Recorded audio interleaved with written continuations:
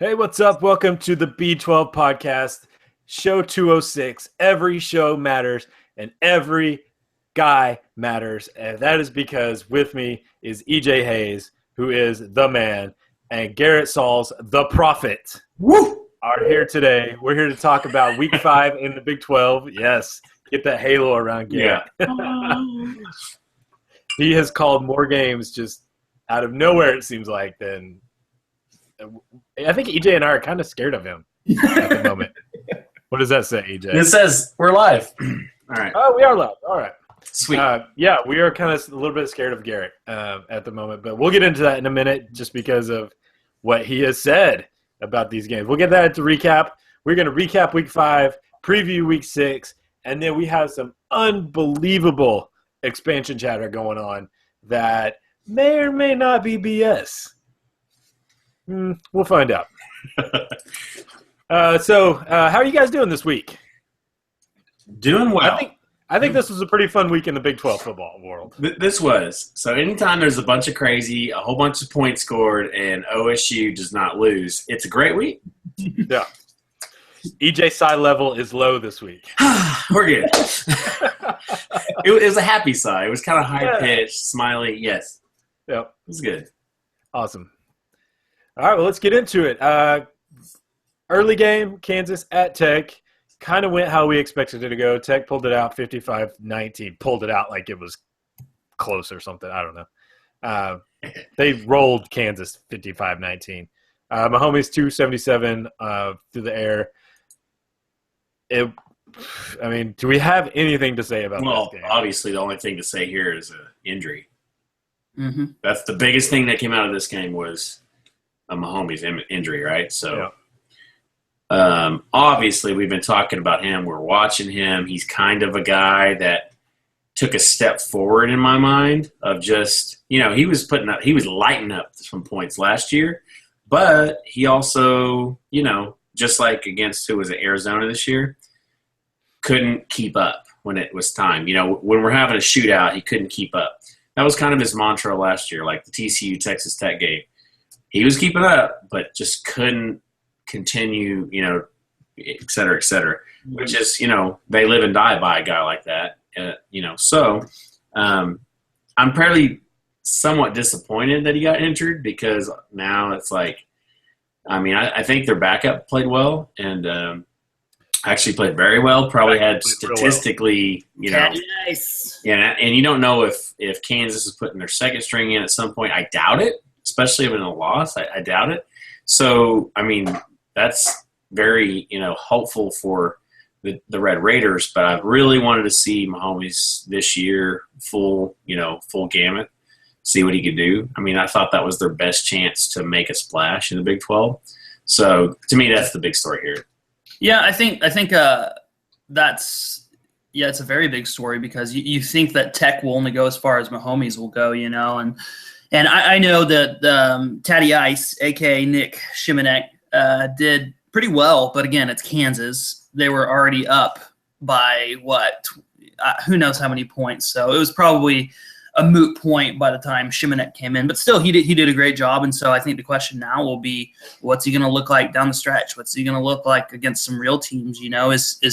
Mahomes himself was a good quarterback, but he was liable to turnovers. And so the question is, will Shimanek be subject to the same thing? How different is he? So I think it's just a big question mark for Tech. But I still think if you're Tech, you'd much rather have Mahomes at the helm. Obviously, he's there for a reason. So sure. I think the thing about Tech is that they have system quarterbacks. So you take one out, put one in, and keep rolling. They had you look at Tech's quarterback class, and I'd argue that the quarterbacks that Tech's have recruited have to be among the most successful because you look at where they're at now. Baker Mayfield's at OU, Davis Webb's at Cal. There's another one. Who am I missing? There's too many to keep track of. You have Mahomes and you have Shimanek stepping up. They're just loaded at that position, but only that position. So, right. Yeah. So, do we know the extent of Mahomes' injury? Have you guys heard anything on that? No, I'm looking at it. That's exactly what I was looking for. Yeah, I'm not seeing I know he's out for this game. Throwing shoulder, but I haven't heard any timetable yet. Yeah. Okay. Well, we can If you find it, let us know. Yeah, I'll let you know. We can only hope that he can come back because we've been talking about him all season, and we just like to see him play in the Big 12. So next up, K-State, West Virginia. This was I listened to last week's podcast, or I started it, and we were talking about this, and both of you guys said that this was going to be a good game, a close game, and it definitely was close. In Morgantown, West Virginia eked it out 17-16. Yeah. Which is crazy low score for the Big 12. Well yeah, go ahead. I was going to say, this may have been the most K-State game ever for the first three quarters. Just, 7-6-3. Look at the quarter breakdown. I mean, just, it's like smoking a rack of ribs, low and slow, baby. It's like, that's the Kansas State we're close to seeing. But the problem is that when you keep it that low and slow, all it takes is a Skylar Howard bomb or two to blow the whole thing open, right? Yeah.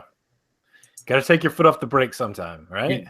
Yeah. Yes, exactly. So, the funny thing is up until like the last, wasn't K-State kind of controlling this game?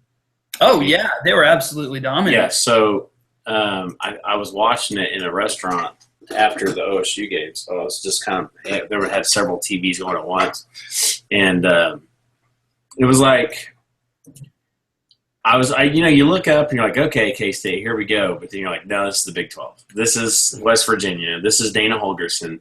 You're never safe. K-State, why are you in the Big 12, and why don't you change your ways? Because you're never safe. You can't be K-State in the Big 12. You'd like to, you are. And you lose because of it, because you control, and you have no firepower on offense. And you'll beat a few teams here and there, and you're going to lose a few teams that you shouldn't if you were in the Big Ten or the any other wherever else. So the question I have, which I'm pretty frustrated with their offensive output, because I picked them scoring in the 40s because they scored 65 on a team without pretty much a passing game. So it's like, okay, now I'm confused on K-State. Are they good? I mean, is this a type team, or this exact team? Could they hang in any other conference? Are they extremely mediocre? Like, what's going on with these guys? I think they're good. I mean, I think they're. I don't want to say that they're not mediocre, because I think that they are. Again, I mean, look at the bar of who they played. I mean, they played Stanford really good, and Stanford's a good team, but Stanford went and got blown out by Washington. But that doesn't mean they're not a good team, And then I think what we're seeing here is that we're seeing how mediocre Kansas State's offense is. And I think you have to credit West Virginia's defense, because I think they're probably one of the more talented defensive units. I mean, West Virginia has held a lot of people under. You look at points per game, and I think West Virginia is probably leading the conference. Yeah. They have a very underrated defense. And I think that's probably the bigger story here. Kansas State's offense has been shown that it's not great. They haven't taken the strides that many people have thought they were. But at the same time, maybe West Virginia's defense is actually one of the better defenses in the Big 12. But I will say, by the same token, West Virginia isn't blowing anyone out either. They've had very low-scoring games. They have offensive issues of their own, and that's why we see a 17-16 game like this. Well, West Virginia didn't even score until the second half, and K-State actually had a chance to win it. They missed a field goal with 2 minutes left in the game.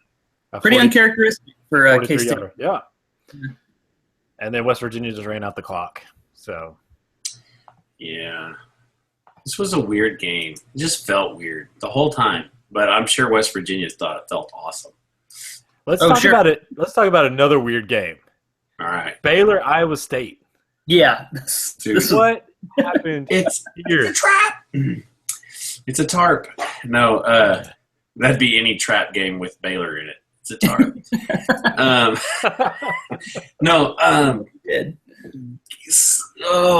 It's just, cringeworthy, because you look up and they're beating Baylor by 4 touchdowns, or it seemed like.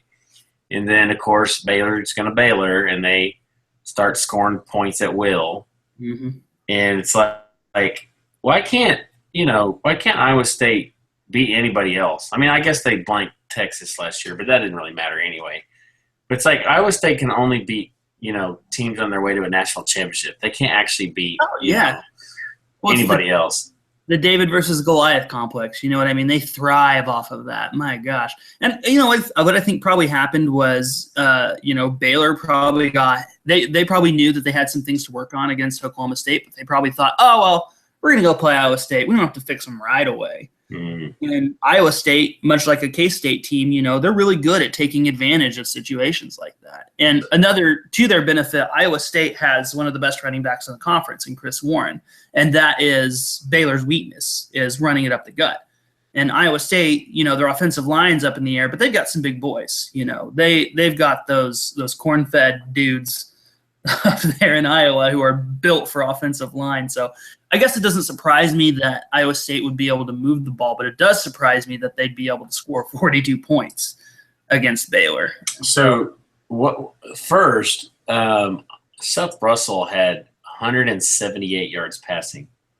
Is he hurt or what's going on there? Because that seems a little crazy.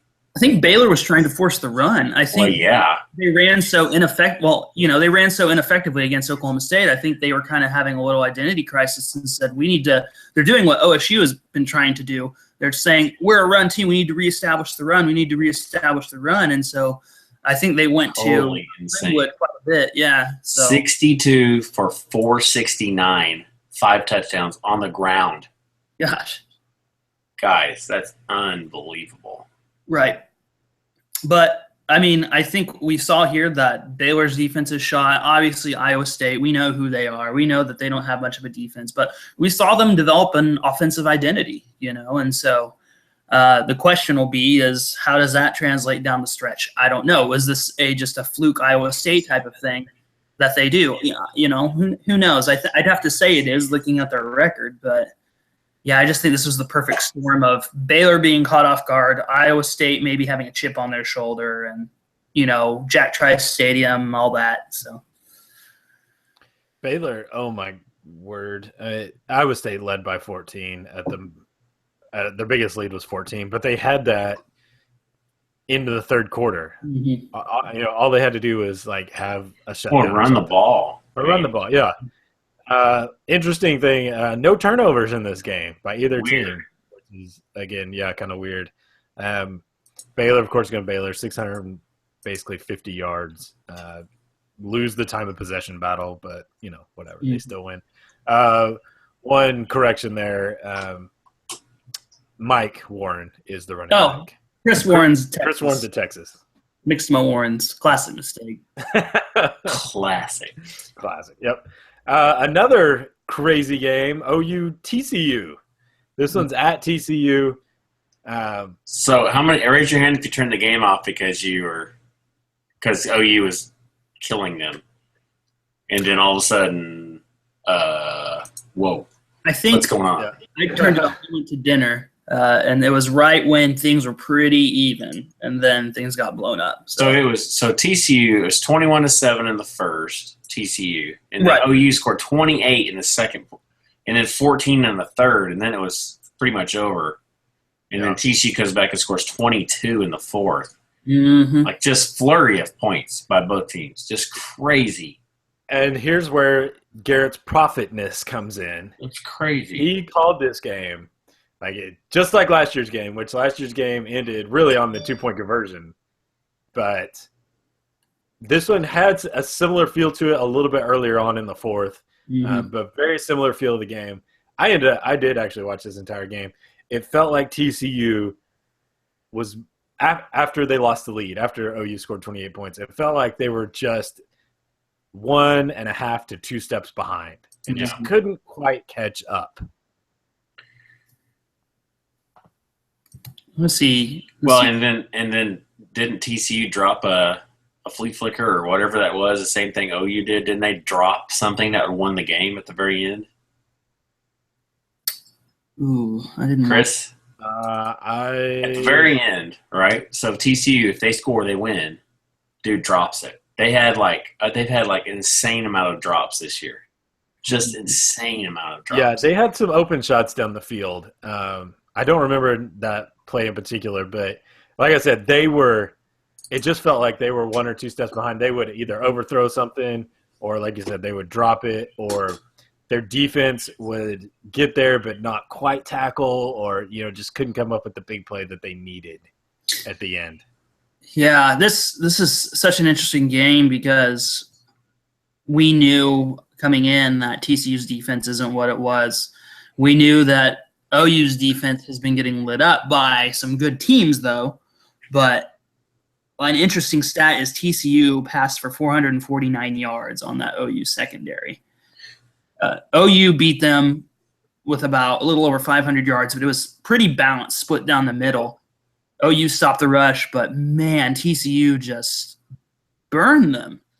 And, Kenny Hill's obviously very talented, but is he as talented as every other quarterback in the Big 12? Is he as talented as a Seth Russell, Mason Rudolph? I don't know. It's debatable, right? They're probably kind of in the same league. And so, it's great that OU got this win for OU to kind of rebound like that. But, boy, both of these teams have some major concerns defensively. Well, yeah, so who's worse, Texas or OU's secondary at this point? I don't know. I really don't know. I actually believe OU's secondary is as bad as it's been so far. Like that, it's one of those things where they usually turn it around. Like they usually dominate somebody big time. They haven't done that yet defensively. I think I remember watching the OU pick at TCU, and it wasn't necessarily a great play by the defender. It was just a really bad throw by Kenny Hill. But yeah, I don't know. It's hard to say who's worse because, I'd have to say Texas. If you're just looking at the number of points and the caliber of teams that Texas has played, I don't know. I'll probably say Texas has the worst secondary, but not by much. Right. Well, let's talk about Texas. Their defense has given up 47 or more points in 3 of the 4 games that they've played, including this last one at Oklahoma State, 49-31. Vance Bedford demoted. Charlie Strong's going to take he's going to take over the defensive coordinator duties. What did you guys see in this game? Like, I know it was fun for us, but so it wasn't fun the whole game because when Texas had their duo of 250-pound running backs, they were literally crushing our souls for 10 yards a carry, and we couldn't stop them. And it was quite evident this was going to be a long, long game. The minute they went out, they went out pretty quick. One went out half, and the other one went out shortly after. The play calling dramatically changed. It was a different ball game, and Texas stopped scoring. That was the difference in the ball game. We were, going crazy the whole time, had an actual running game. But Texas, offensively, they had to have those monster running backs. And honestly, they were attacking us perfectly with those guys. Oh, yeah. They didn't put their freshman quarterback in a position to make stupid plays or freshman plays because of the running backs. We were so concerned about the running backs getting 10 yards a carry or more. But when that changed, they started running up the gut, and all of a sudden, that's not working, or getting tackled in the backfield. Made a huge difference. And then, oh no, now we got to rely on this guy to make some good decisions, and it didn't work out for him. Well, the problem here is that, I think both of these teams, both Texas and Oklahoma State, really imposed their will offensively, obviously. Neither team really had trouble scoring points until the second half when some great defensive adjustments were made by both teams. But I think the big story here is special teams won it. When you're the Texas Longhorns and you go down, you score a touchdown, and then you have 3 blocked kicks, putting you in four. 3 blocked and a missed. I think a missed field goal. Whenever you have a special teams faux pas that big, and if it was a field goal, I can't remember if it was an extra point or it was I can't remember. But anywho, they just did not convert their extra points, and it amounted to quite a few points. And that was not only you're not kicking the extra point, but one of them was returned. Almost 2 of them were returned. You're talking about a major swing. You're going to tie it, and then all of a sudden you're down by 3.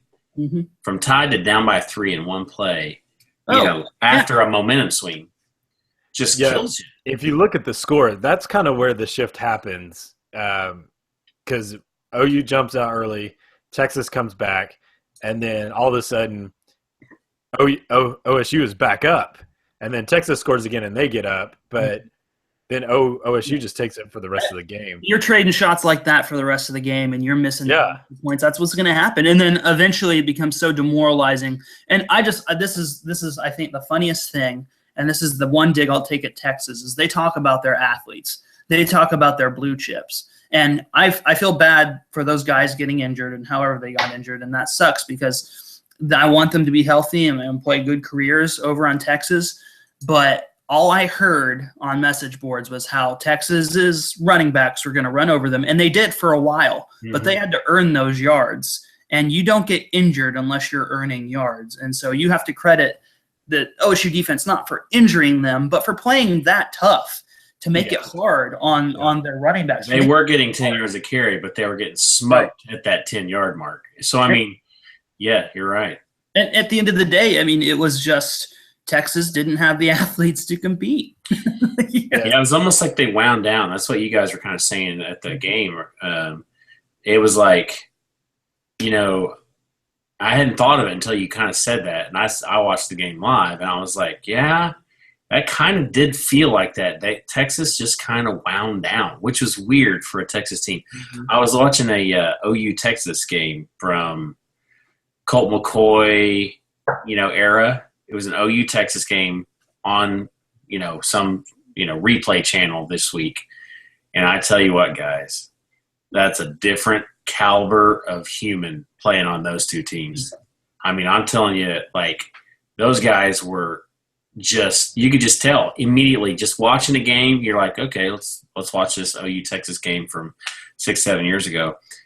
And the athletes, they're just hitting harder. The running backs are running harder. Mm-hmm. The lines are blocking harder. I mean, it's like just night and day difference on athletes. Well, it's like watching Ohio State play. I just remember watching that Ohio State basic defense line up against OU. Mm-hmm. And you just see the way they play, the way they hit, and they were just punishing Samaje Perine and Joe Mixon. And those are good backs. Those are good running backs. They are. So this was interesting to me. I do think Texas probably won the battle of the trenches, but I'll give the OSU offensive line a lot of credit in this game because they protected Rudolph fairly well, and they opened up some big holes for that running game, which surprised me because I thought Texas's defensive strength was their defensive front. And so it really surprised me that OSU got some big holes, and Justice Hill had a day. So I have a question about Mason. Is his newfound running ability a bright spot, or is it a scary spot? It's a little bit of both because but I think it's put in there intentionally. And I'll say he's run well, Very well. I think the runs that he's done have been great. And from what Gundy and Yursich have said, they're building these in to keep defenses honest. Right. It's working. So the question I have is this kind of like that Seth Russell thing where Baylor last year was running with their backup quarterback, Seth Russell. They're running with him, and he gets his neck, broken. The weird thing is he had 18 carries last game, Seth Russell. They don't really – I mean, they may have somebody, but he's not undefeated ever.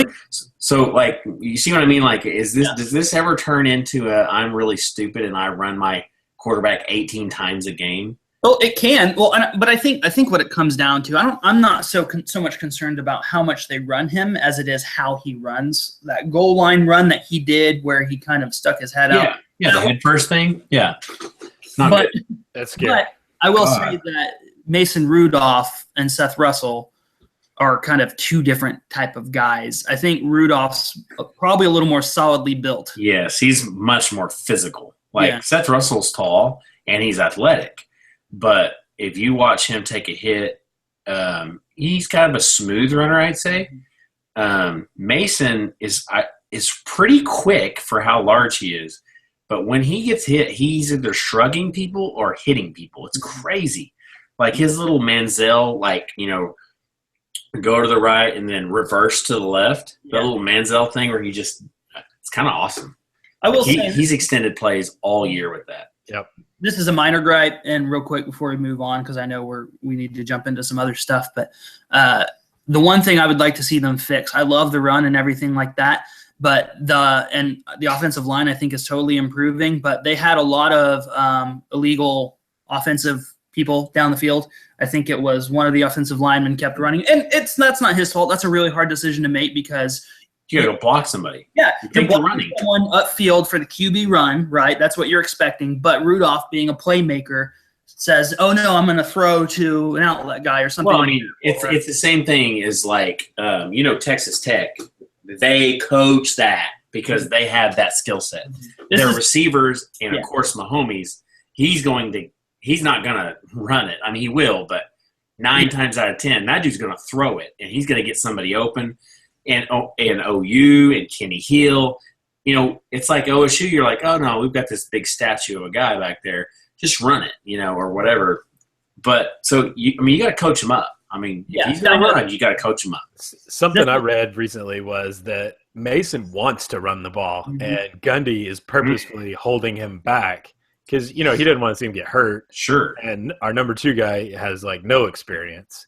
So I just wonder how much of that, goes on in practice. And those guys Mason's like, yeah, I'm running this thing in practice. But then in the game, he knows he has to back off quite a bit. Yeah. I almost feel like he doesn't run it in practice and then and whips it out, if you will, in the game. That's what I think happened. I think Yursich probably saw something and said, why not? Let's see what happens. Yeah.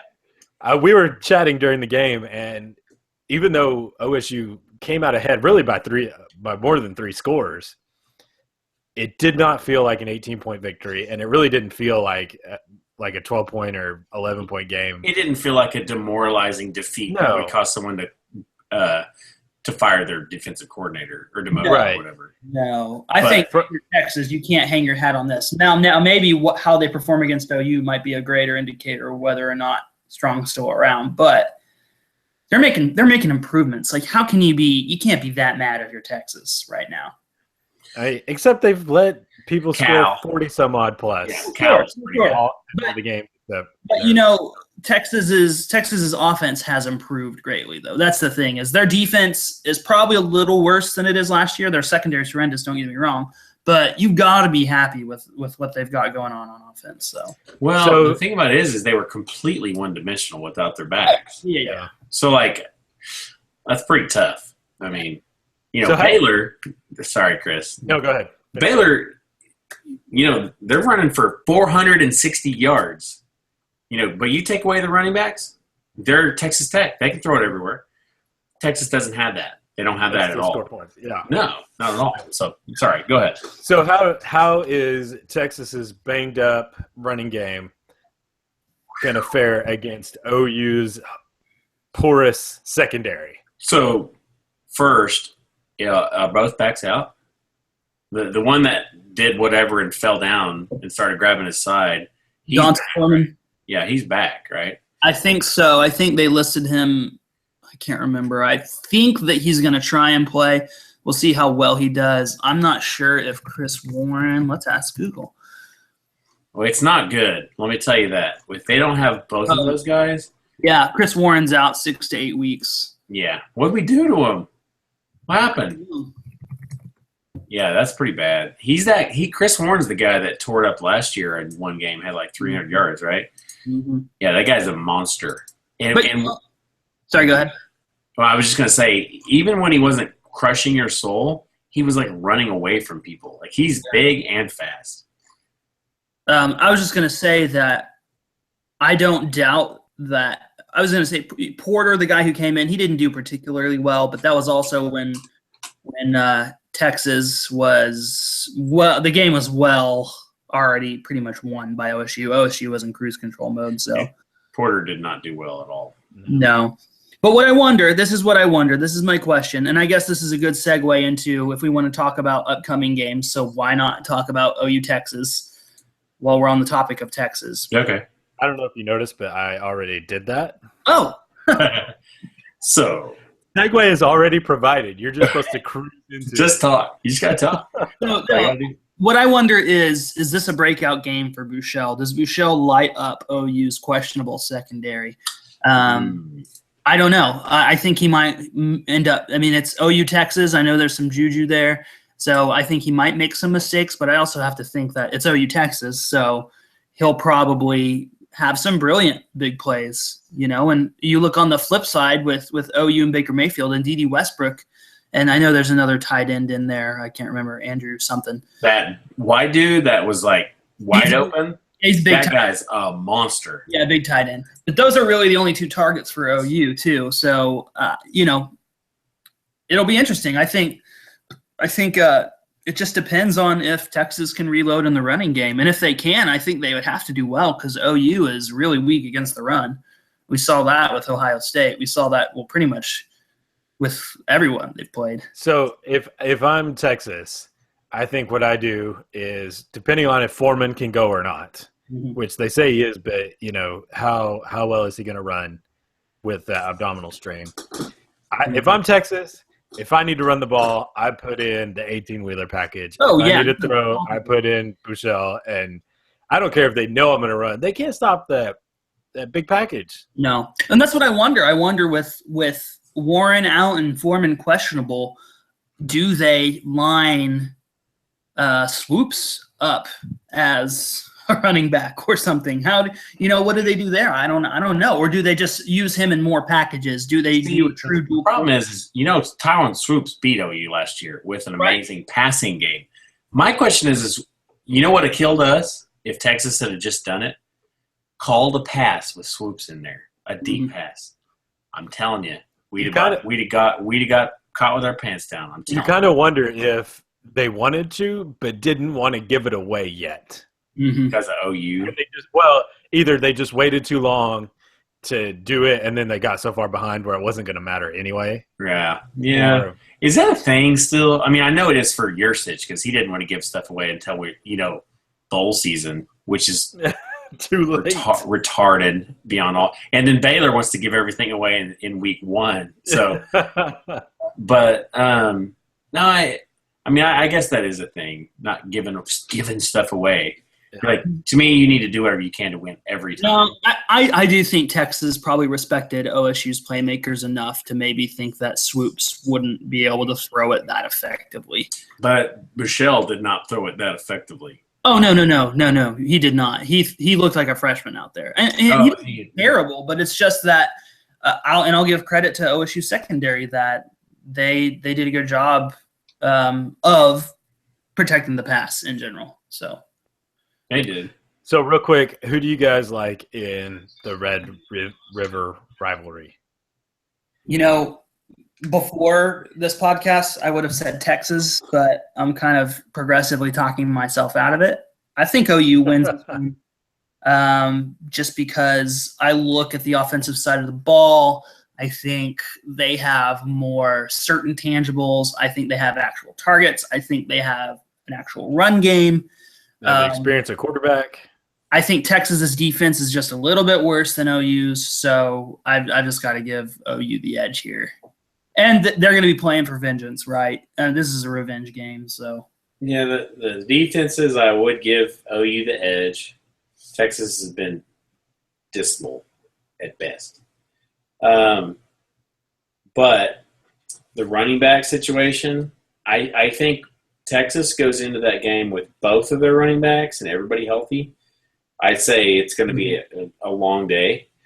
But you take out Warren, and, yeah, I honestly don't see this being even pretty. I'd say this is – I think that – what's the line right now? Do we know? Is it like 15 or 13 or something? Yeah, OU is going to crush their souls. Yeah. I think 12. This is going to be a high-scoring game. I think – well, maybe not too high, but I would probably say it's going to be something like – So, wait. We have no defense. This is going to be a really high-scoring game. Yeah. The over-under is 73. Okay. You take it over or under on I would those? say like Over. a 42 to 35 type of thing, whatever. All right, so you're both going over. Well, the problem with over is what if Texas can't score because of their running backs, right? That's kind of what I'm thinking. Like, That's scary. I think Texas will score. I don't think OU's defense is that good. I think Texas will score. They'll find a way. Why did Texas score 6 points in the second half against Oklahoma State? I think defensive adjustments. I think OSU's defensive line is more talented than OU's defensive line. So you didn't think it had to do with purely those running backs going out and not getting 10 yards carry? No, I mean, I think that's part of it. I do think that's part of it, but Bouchel has an arm. He's not incapable of making passes. They have Porter. They have swoops. They could have done things, but they didn't, I'm taking OU, but I'm taking under on that one. I don't see Texas pulling its weight. You don't see, exactly. You don't see them holding up their end of the bargain. Yeah, they're into that. Okay, Kansas, TCU, not as much fun to talk about as UT, Oklahoma, but it's the 11 o'clock game along with UT, OU, so guess which one we're going to be watching. Can I just comment that the real quick, and maybe you were about to say this, but is this the first year ever that – I know it's probably not the first year ever that Texas and OU is at the 11 o'clock spot, but it's on Fox Sports 1. And they're both 2-2. Like, that's has that ever happened? 2-2? I just want to revel in that for a second. Yeah. You mean the hallowed ABC with all within 100-mile radius in trailer park or not of Oklahoma City's tall towers can get in fine quality HD. Mm-hmm. Now we have to have cable. And they were within 6 spots of both being unranked. Dang. 2-2. That's probably never happened, guys. 2-2 Texas, 2-2 OU. Oh man, that's crazy. Wow, just tastes a little bit sweeter, doesn't it? Mm-hmm. And Baylor and West Virginia are laughing the whole way. Speaking of which, Baylor and West Virginia are both off this week, so they're out. Okay.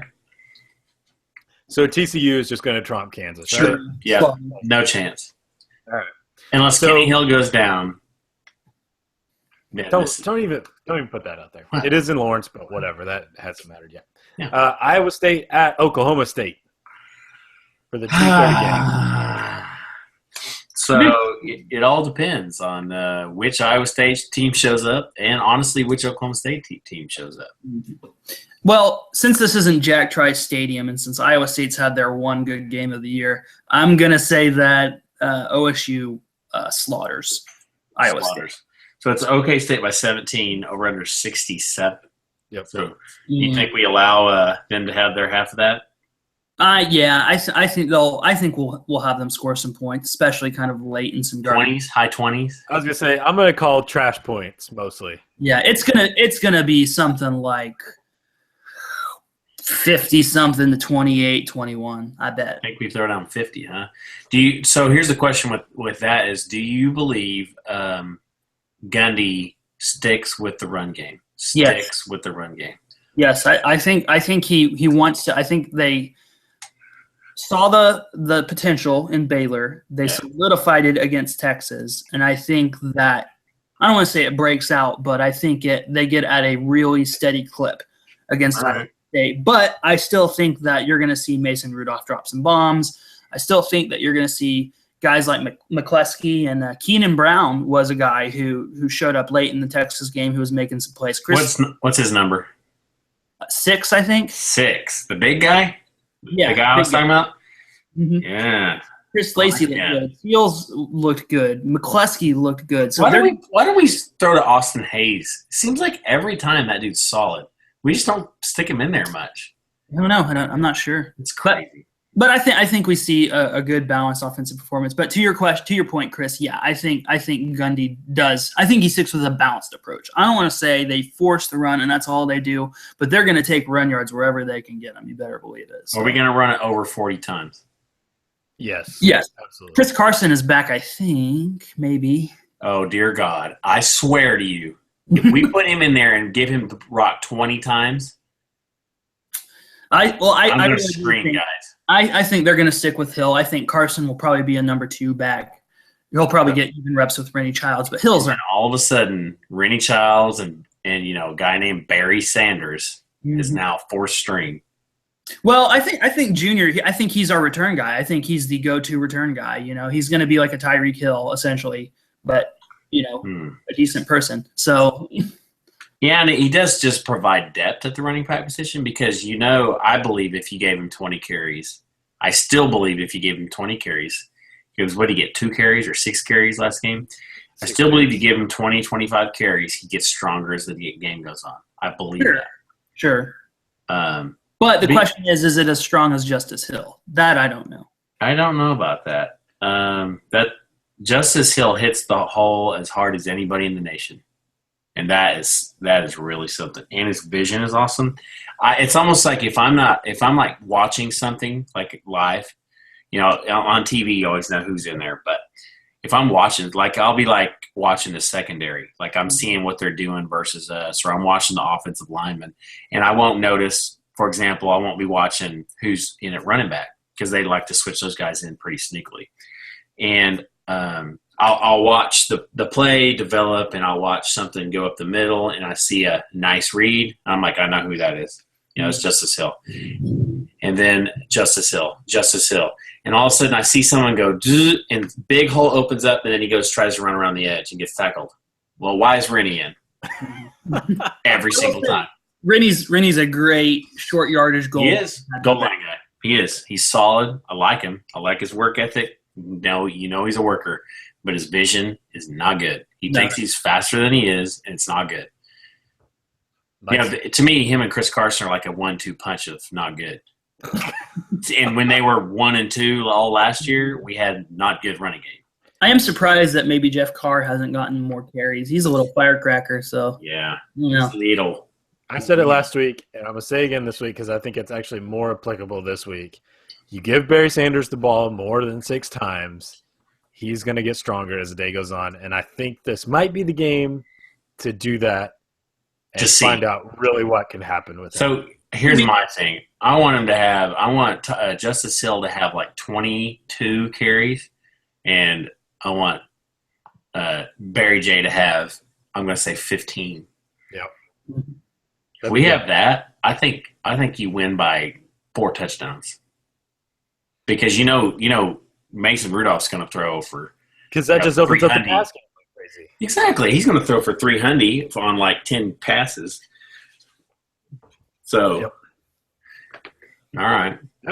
Yeah. So we are bringing back a special little segment that we call B12 Battle, where we pick one game during the Big 12 week, and I flip a coin or just decide who's who, and that co-host takes that team, and they argue why their team is going to win. And so this week it's the 6 o'clock game, Texas Tech at Kansas State. I believe Garrett has taken Tech and EJ's K-State. Is that correct? That is correct. Okay. So I'm going to give you, let's say, 2 minutes, and you're going to tell me why your team – we're going to do this presidential style as well. So you're going to get 2 minutes. And then so I should interrupt EJ as much as I can. Johnny. Not true. Not So true. you're going to get 2 minutes each, and then each one of you is going to get a minute after for a rebuttal or whatever. All right?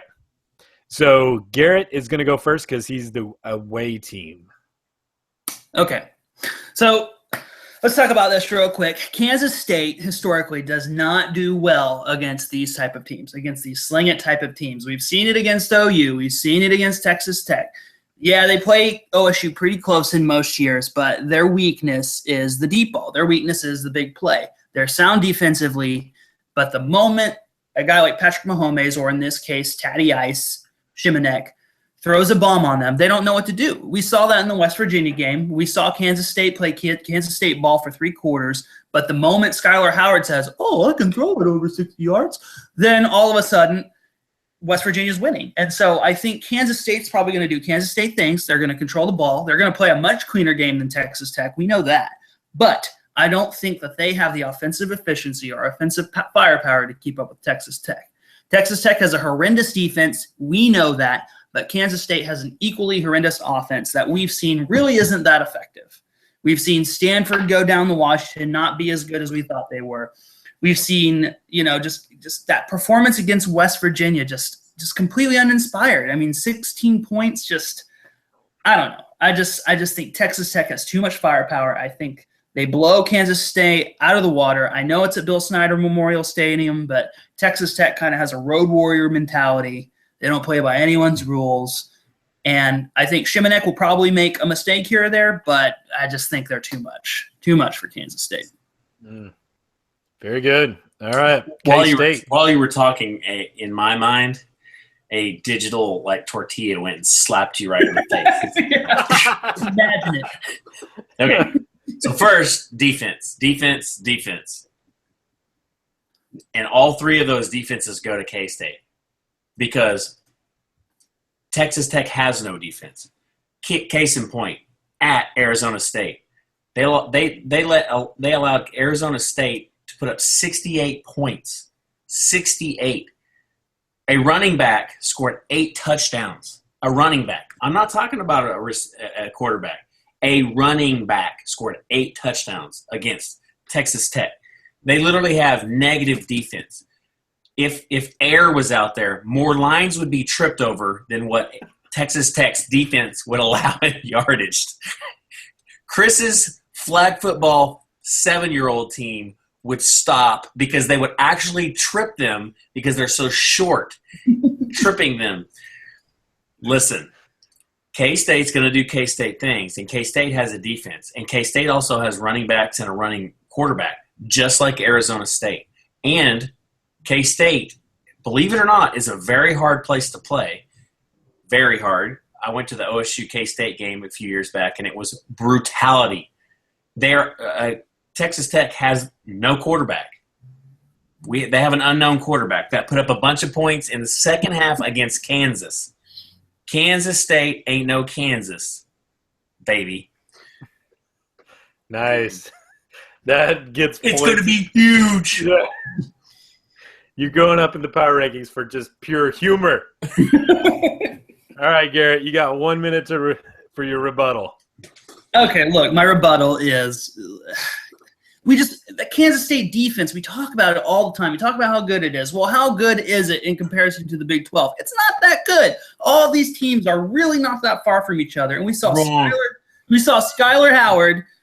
we saw Skyler Howard, who isn't anywhere near the best quarterback in the Big 12. Not true. All of a sudden, decide to drop bombs, and Kansas State couldn't do anything about it. They couldn't do anything. How is a 2-star kid from, Garden City High School going to stop, He only scored 17 points. It's just not going to happen. It's not going to happen. And Texas Tech, look, they're a system team. It's plug and play. It doesn't matter that Mahomes is gone. They've got Shimanek. He's Mahomes 2.0. Nobody cares. Tatty Ice going to do what Tatty Ice is going to do, and he's going to light them up, okay? So, real quick, if Shimanek is Mahomes 2.0, is Mahomes like Kingsbury 5.0?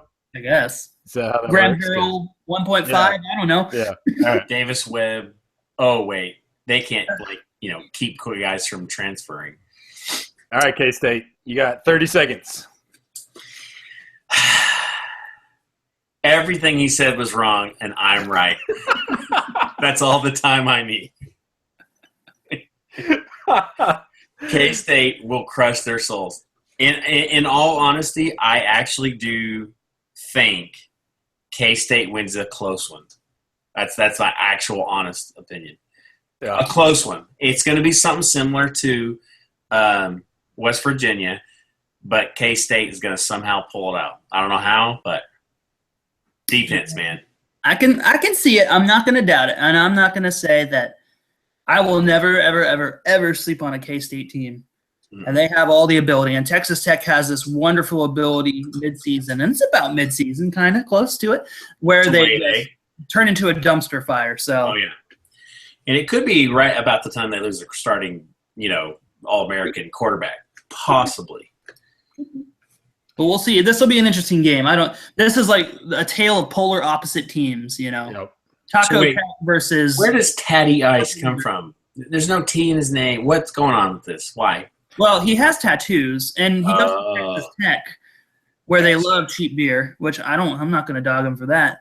Going to Oklahoma. And he's got ice water in his veins, or what? I guess so. He's got tattoos. Well, he's also white, so Whatever. Yeah. Vanilla Ice, the kids these days, and yeah. For the very first Big 12 battle of season 2.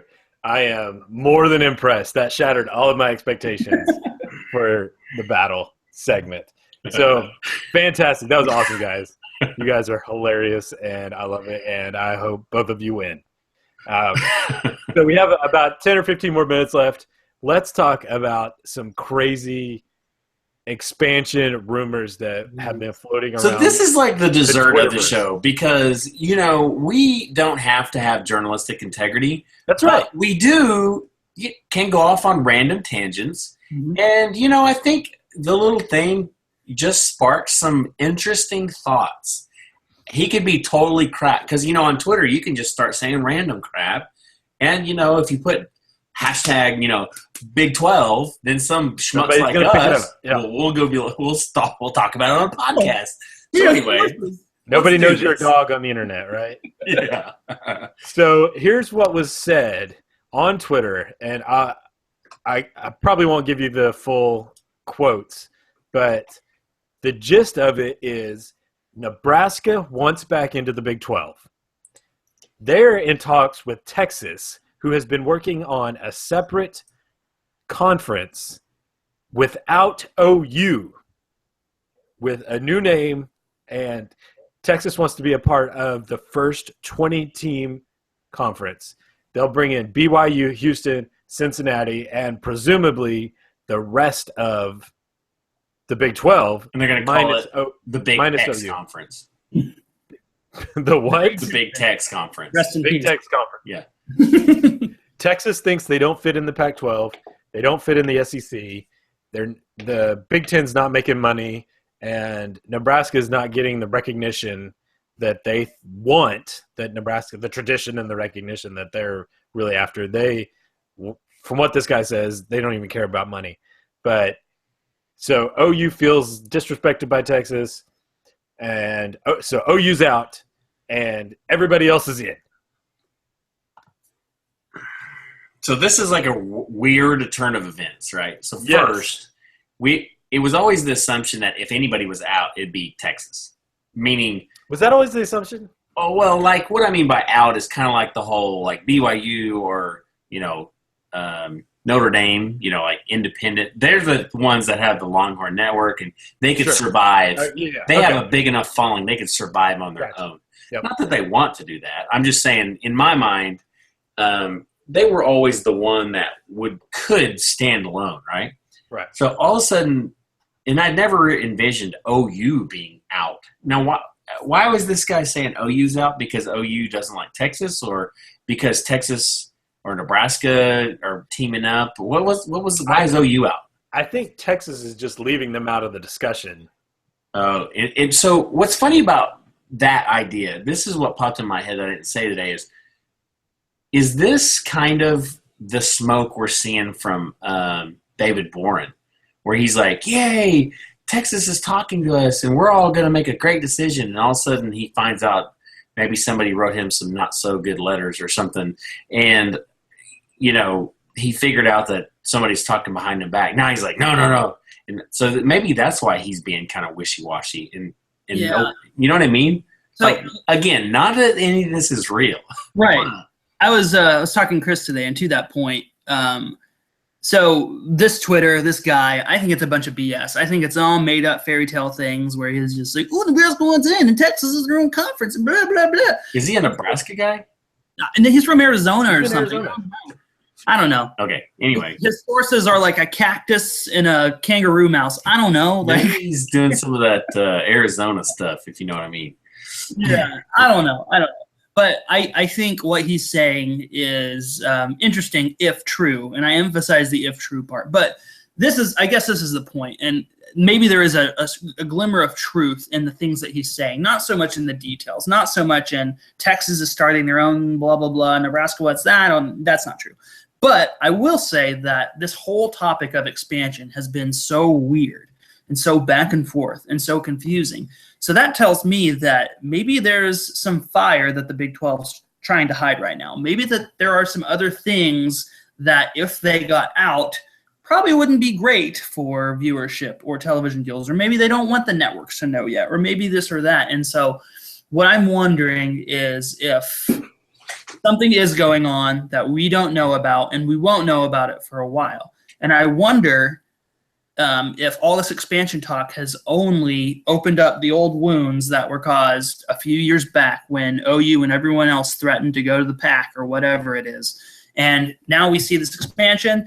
Everyone still hates each other. And so we're not even going to expand. What if they're not talking about expansion anymore? They're talking about dissolution. So can they even talk about disbanding? Like, you are the Big 12. You can't just disband. Then you don't have a job. I mean, is that even an option for these guys? Like, one, you're contractually obligated. We are under contract with ESPN and Fox, right? You can't just do that. We don't have enough money. Don't they structure it to be like $1 billion? That way nobody can drop out? Like, I mean, yes. Yeah, I think you'd have to like get into the details of it, of the contract and all that. I'm sure there's a way around anything. So. Yeah, you could lawyer up, and I mean, just like when Nebraska and Colorado and A&M and Mizzou left, like they had to pay a huge sum of money, but ultimately it wasn't as big as what was contractually obligated because they negotiated it down, and they got out early of their contract, and they signed new contracts with the respect. Right, and probably those two conferences probably chipped in a little bit to help too, right? But the question I have is like, look, okay, so let's say OU wants to leave the conference. If that domino falls, then what becomes of the rest of the conference? If OU leaves and OSU is politically tied to them and they leave, I guess my point is if one of your flagships leave, whether it be Texas or OU, there's going to be a domino effect. And if one of them leaves, the question is the Big 12 even worth it at that point? Or do so many dollars go away from your brand that it makes sense for all these other teams to jump ship as fast as we can? That's why, when Nebraska left, they didn't leave alone. They left with Colorado, A&M. Well, I know they kind of left at kind of differing periods, but these things kind of happen in outbreaks, 4 teams left. And that was the domino effect there. So I don't know. I guess the whole point is that all we can do now is guess. All anyone can do is guess as to whether the Big 12 is going to expand or not, or dissolve or not, or who's going to do what. But we do know that things are not good. For me, the smoke is that they wanted all of the expansion stuff taken care of by the commissioners or directors meeting or whatever big meeting they're having that's happening this month. They wanted all of that taken care of, and there is absolutely radio silence on. Which means it's not good. It means it's not going in any way. You'd hear leaks from Houston. You'd hear leaks from BYU. Now it's like you're hearing you are hearing zero. Nothing on it. You're hearing like Texas Tech defense negative. Which only goes to prove that the Big 12 is its own worst enemy. Oh, yeah. We screw everything up. Mm-hmm. This was another thing. Yeah, from the refs, from the replay officials, all the way up to the commission. So is it because Texas and OU, well, mostly Texas is down right now? Because before they were, always up. Whether they lost to OU every year or not, they were always up nationally. Now they don't have the clout, which means somebody doesn't have the say. Is that why we're having this big – because Texas still feels like they have the say on everything, but they really don't because they can't really win games? You know what I mean? Like, is this what's causing turmoil because there's not an alpha male? To me, to me, that's what it feels like. The weird thing about that is the conference is so much bigger than football. Like, if we were talking basketball, Kansas would be the big dog, right? Right, yeah. If we were talking baseball, like we would potentially be up there with the big dog. Oklahoma State would be. But because it's all happening. If we were talking equestrian, we would definitely be. Oh, go ahead. Wrestling, we would own the conference, right? Sorry. So that's what it does feel like, that there's no big alpha male. And to me, it seems like Texas thinks they're still the big dog, but they're not really. And so everybody else is kind of looking at them like, why are you talking anymore, dude? Like, Oklahoma State is just as relevant. Baylor is just as relevant. OU's still relevant. West Virginia is relevant. West Virginia's coming up. TCU's coming up. TCU's coming up. You can't just like boss us around anymore. But it also makes me wonder who is politically tied to Texas kind of behind the scenes. Right. So here's a question. Quickly, Garrett, pop off the top 3 in your head Big Ten teams. Go. Top 3 Big Ten? Yeah, Big Ten. Michigan, Ohio State, and probably Michigan State. Okay. Chris, about the same? Yeah, I would say Ohio State. Big Ten. Ohio State's one. So the fact that you did not say Nebraska is a problem in why this is such an interesting conversation. Because they hate that. Exactly. But you know who was the big dogs? OU, Texas, and Nebraska. Went in the Big 12, right? They were always in the North. They dominated the North for years. And every once in a while, K-State would beat them. And every once in a while, Mizzou would beat them. But other than that, Nebraska, you hated playing Nebraska because you played them every other year in the South. And you hated them because they were good and they would just crush it down your throat. And they were a big dog. They were in that conversation every year. And now, even though they're not that bad, they're actually pretty good. They've been solid. You know, that cluster of a coach they had actually won a lot of games. Mm-hmm. But they're not in anybody's conversation. They beat Oregon the other day. Not in anybody's conversation. Yeah, Texas loses, and it has more conversation nationally than Nebraska winning. Yeah, they must be in a big fish for sure. And I think the whole tradition, I think they probably underestimated that. I think of all the teams in the Big 12, A&M, they've never been good, so whatever, screw tradition. Mizzou, kind of the same up until recent years. Colorado, and then, so, you know, it's just. Sorry, Chris. We know you like them. But yeah, Nebraska, they have that history, you know what I mean? And I mean, I've got family that are Nebraska fans, and I can guarantee you they miss that. I think they miss that. They don't miss the politics of the Big 12, and that's just it. If they were ever to come back, they would have to be made equal partner. And that's the thing is, I don't know if Texas is ever capable of ever doing that. So, yeah, here's a scenario that I thought about this afternoon, and I think I talked about it with you, Garrett. If it was even possible, you gather all the teams, leave Texas out, and that frees up some political capital that then you can give to Nebraska. And they can come in and be a big dog with Nebraska, OU, Baylor, Oklahoma State. Let's say those 4-ish, with definitely OU, Nebraska being like top tier or whatever. And then you can pull in like BYU, you can pull in Cincy, you can pull in Houston, and you know, still have the Texas connection, whatever. And Texas can make it as an independent if they wanted to. Oh, absolutely, yeah. So then, okay, here's another. I hear where you're going, and so like when you say 20 teams, that's not 20 teams, right? No, we still got a whole pile of teams left to make 20. No, Texas wants to be a part of the first 20-team conference. Oh, so they want to join the SEC or the Pac-16. I think they just want to be like the big dog and beat up on all the little guys. Oh, they want a bunch of teams that are big. They want like the ACC or something. You know what I mean? Or like a massive. Obviously, I can't speak to that, but I think that is. It feels like that's what they want. They want to be the number one, and to do that, are you saying they get rid of OU?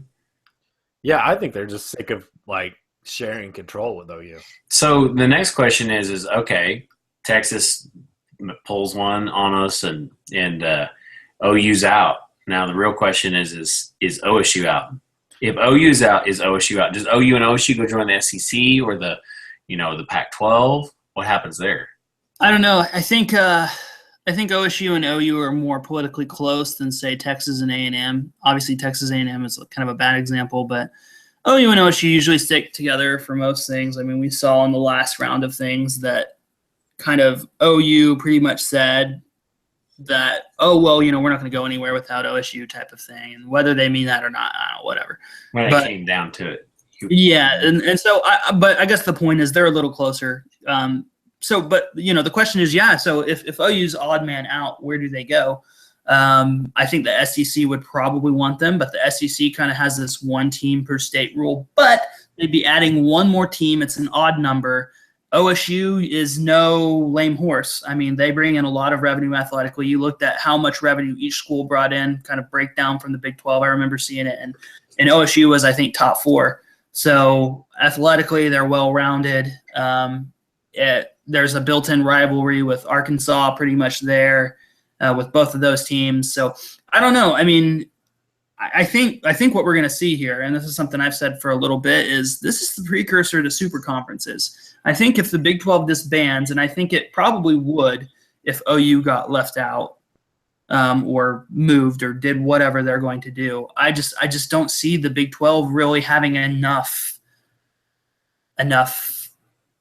power, enough national clout to stay together, you know? So on that, how does a super conference work? So say you had 20 teams. Well, obviously not everybody can play everybody, and not everybody can even play most of everybody, right? You can't literally play even half. I mean, you couldn't if you played like – so okay, so you have a super conference, and then you have 2 super conferences. So you start adding all these like Central Floridas and all this type guys into these super conferences. Well, doesn't that make it even harder for these guys to play? Because if the sorrier teams, what I mean by that is if you have Cincy's and all these other teams that are in theory inferior overall to like bigger dog teams in bigger dog conferences, doesn't that just make the bigger teams or the better, the Texases, the OUs, the USCs, the Alabamas, etc., doesn't that make them look even more strong than they already look? Maybe, but I think what it would transition to is maybe more of an NFL style type of format, right? Where you have maybe 4 divisions or however many divisions where you play predominant within that division. And then before you go to the actual CFP, you play in some sort of conference divisional playoff. Okay. And then That's obviously, cool. You go. That's kind of legit.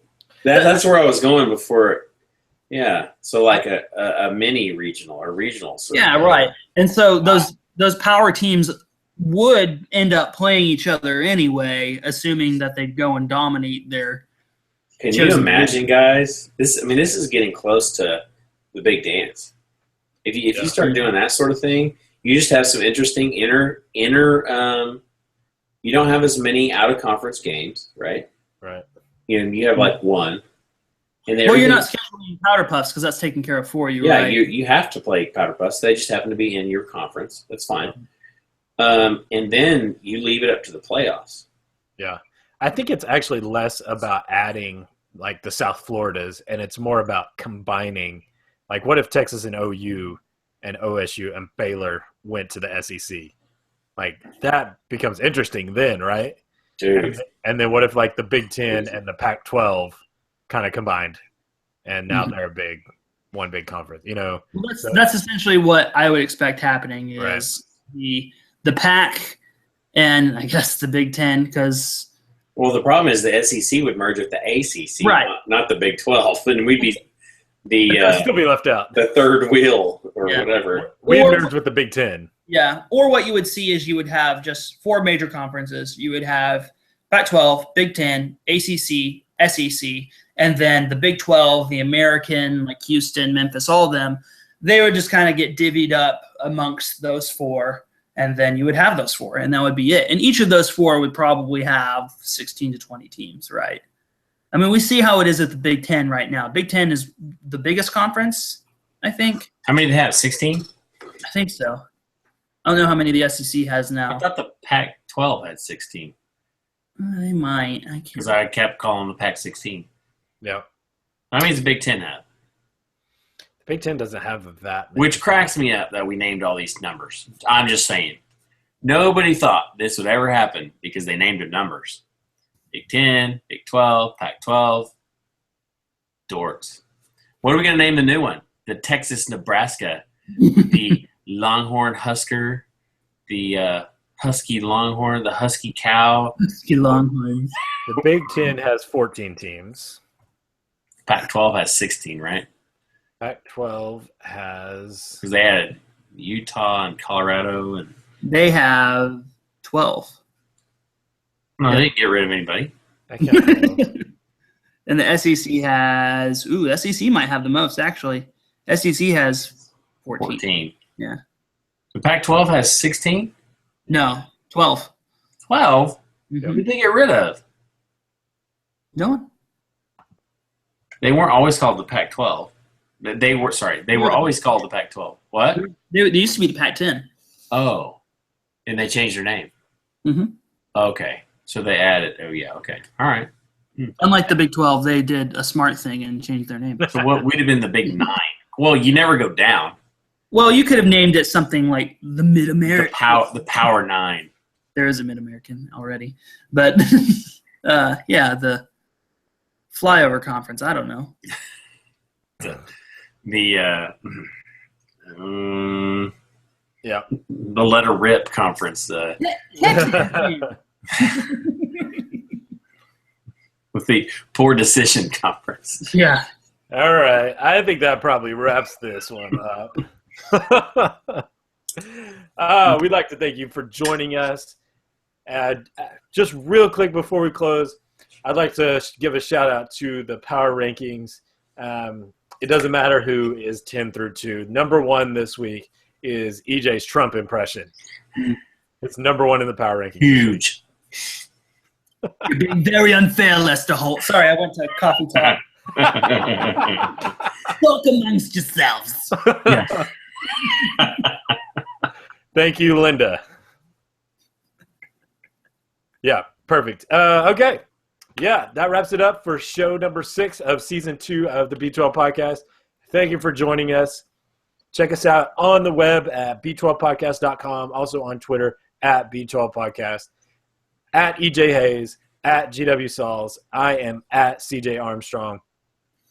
Thank you for listening. This has been the B12 podcast. Subscribe on YouTube, and don't forget that every show matters. We'll see you next time.